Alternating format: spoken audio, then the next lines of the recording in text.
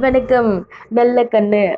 தூத்துக்குடி மாவட்டம் ஸ்ரீவைகுண்டத்தில் ராமசாமி இருளாய் தம்பதிக்கு மகனாக 1925 டிசம்பர் 26 பிறந்தவர் நல்லக்கண்ணு. இவர் திருநெல்வேலி இந்து கல்லூரியில் படித்தபோது வெள்ளையடி வெளியேறு போராட்டத்தில் பங்கேற்றதால் கல்லூரியில் இருந்து நீக்கப்பட்டார். 1943 இந்திய கம்யூனிஸ்ட் கட்சியில் சேர்ந்து தலைமறைவாக வாழ்ந்து 1949 டிசம்பர் 20 கைது செய்யப்பட்டார். சிறை காவலர்கள் இவரது மீசையை பொசுக்கி முடியை பீத்து கொடுமைப்படுத்தினார்கள். அன்றில் இருந்து மீசையை துறந்தவர் 7 ஆண்டு காலம் சிறை வாழ்வில் புத்தகங்களின் பிரியமானார்.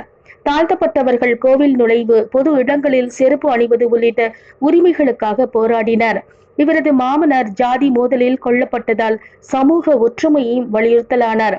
கடந்த 1992 முதல் 2005 ஆண்டு வரை இந்திய கம்யூனிஸ்ட் கட்சியின் மாநில செயலாளராக இருந்தவர் தமிழக ஆறுகளில் நடக்கும் மணல் கொள்ளையை தடுக்க பாடுபட்டார்.